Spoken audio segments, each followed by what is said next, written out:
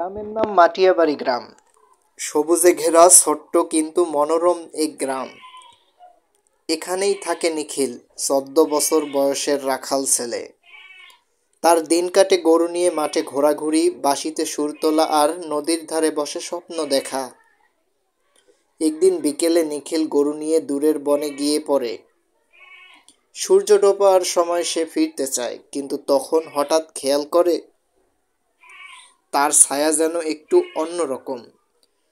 যতই সে হাঁটে, ছায়াটা ঠিক তার সঙ্গে না হেঁটে একটু এগিয়ে চলছে, যেন তাকে পথ দেখাচ্ছে।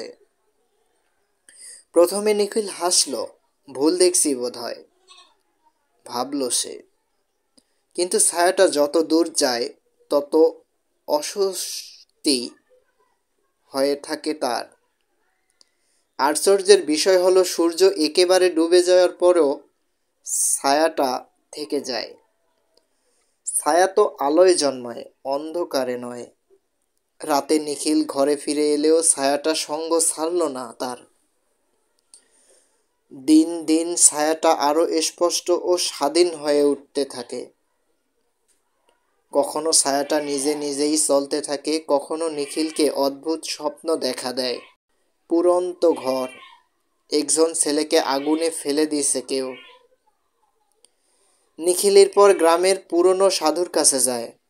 সাধু কাপা গলায় বলে, তুই যার ছায়া দেখছিস সে আসলে তোর আগের জন্মের প্রতিচ্ছবি, এক অকাল মৃত্যু আত্মা, যার মৃত্যু হয়েছিল অন্যায়ভাবে আগুনে পুড়ে।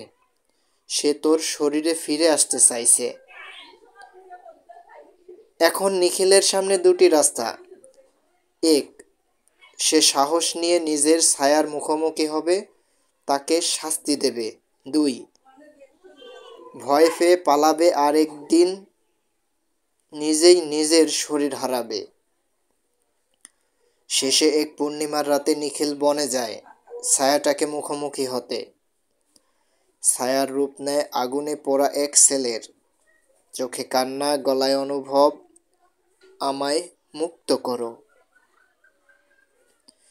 নিখিল মাটিতে বসে তার জন্য প্রার্থনা করে। আগুনে পোড়া ছেলেটার কাহিনী জেনে তাকে ক্ষমা করে দেয়। হঠাৎ এক ঝলক আলোয় ছায়া মিলিয়ে যায়। নিখিল আবার ফিরে পায় নিজের ছায়া, নির্ভরতা আর নিঃশব্দ সঙ্গী। নিত্য নতুন এমন সব আনকমন ও রহস্যময় গল্প দেখতে আমাদের চ্যানেলের সঙ্গেই থাকুন। আমরা প্রতিনিয়ত চেষ্টা করব আপনাদের জন্য নতুন নতুন গল্প নিয়ে হাজির হবার। তো আমাদের সঙ্গেই থাকবেন। ধন্যবাদ। আল্লাহ হাফেজ।